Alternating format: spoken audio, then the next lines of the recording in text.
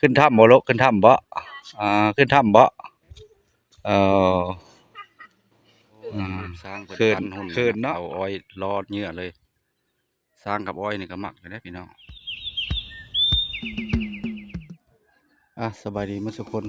มื้อนี้บ่าวแปลงมาออกมาทำสร้างเนาะมาเบิ่งมื้อนี้แขกหลายบ่เนาะแต่ว่าสิบ่ได้ขึ้นดอกมื้อนี้พี่น้อง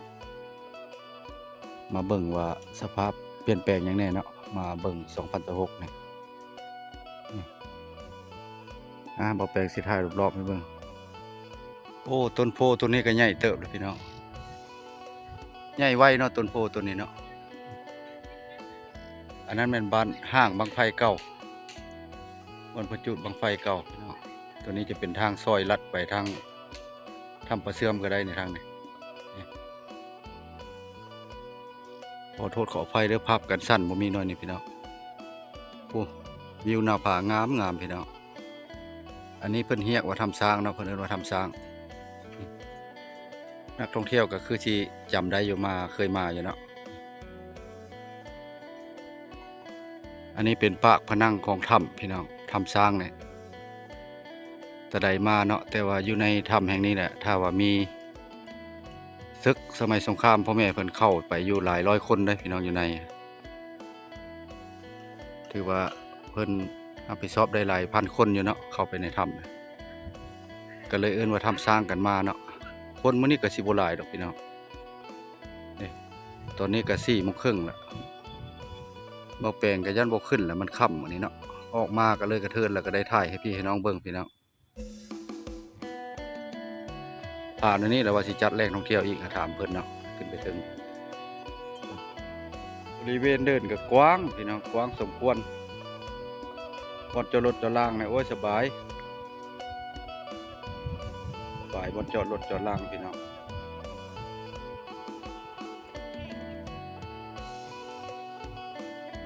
เห็นบ่ค่ำสิไปถ้ำเสือเนาะอันนี้มันค่ำมืดแล้วผู้เดียวเลยย่านเลยต้นตาลต้นนี้ก็สูงเซเวลอยู่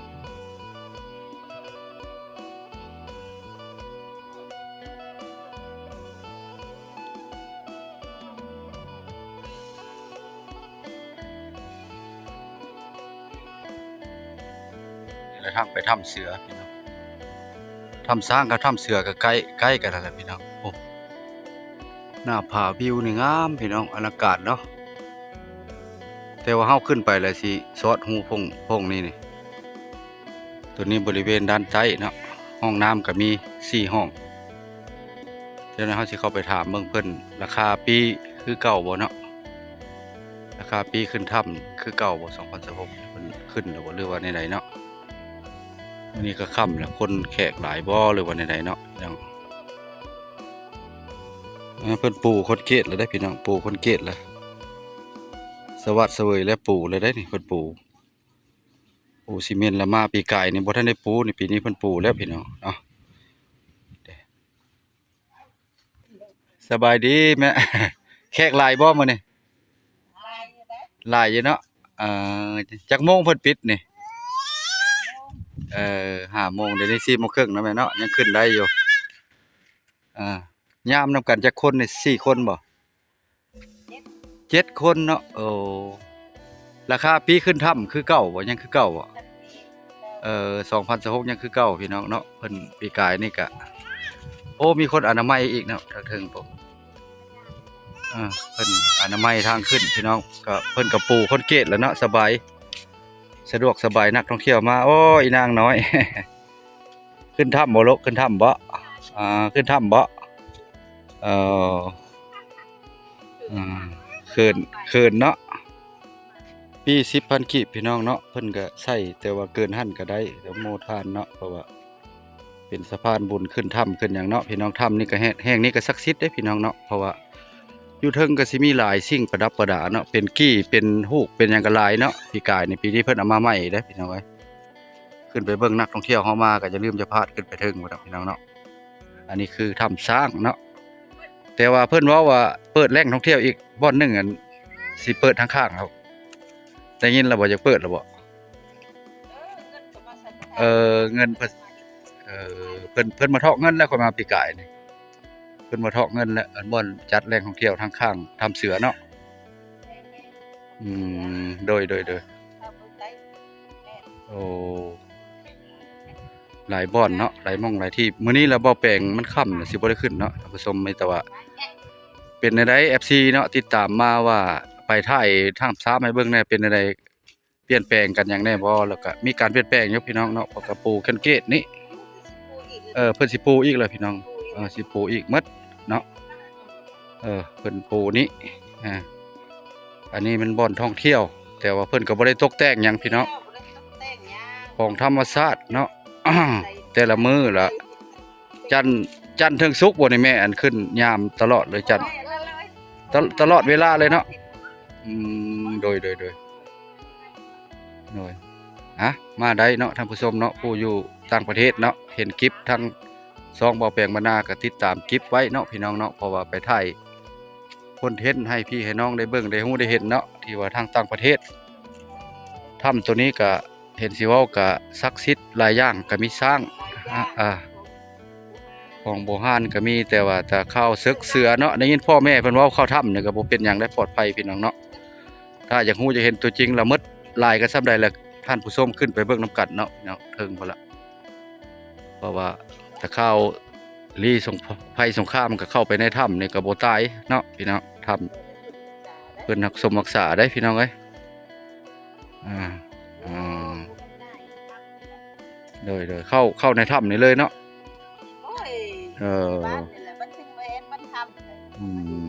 แม่นแต่ว่าหลายคนหลายซ่องก็มาแต่ว่าบ่ฮู้ข้อมูลละเอียดคือนักท่องเที่ยวมาก็เพิ่นบ่ได้ถามบ่ได้สัมภาษณ์อันนี้แหละฮู้ตัวจริงเนาะโดยเมื่ออยู่เลยโดยซุมื้อนี้ก็ถ้าบางคนมาขอซกขอไส้ได้กับบางคนก็ถึกเลขได้พี่น้องเนาะเพราะว่ามาถึกแต่ว่าขึ้นกับโซกไผมันเนาะ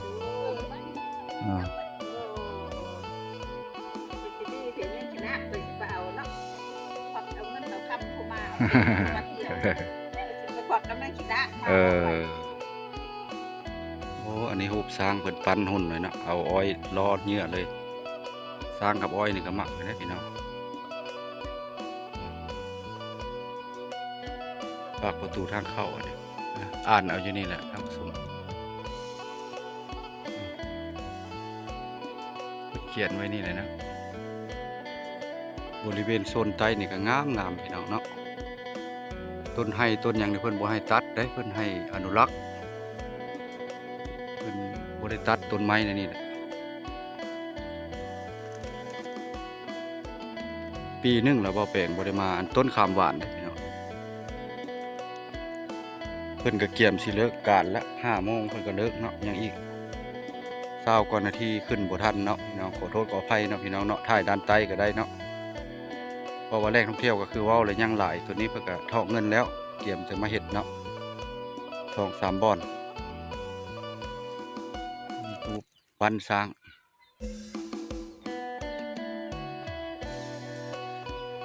คักอยู่พี่น้องเนาะ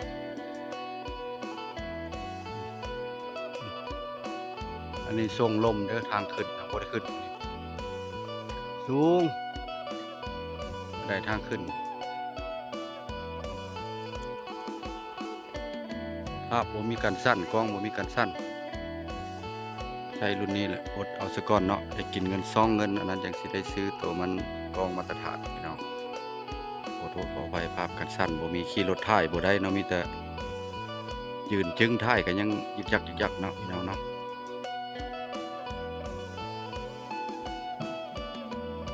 เพิ่นก็สิเมื่อแล้วเนาะคลิปนี้ก็ขอโทษขออภัยถ้าว่าน้อยเกินไปก็ได้ฝากไว้คลิปหน้าเนาะพี่น้องขอปิดไว้เพียงสำนี้คลิปนี้ก็ได้พี่น้องเอา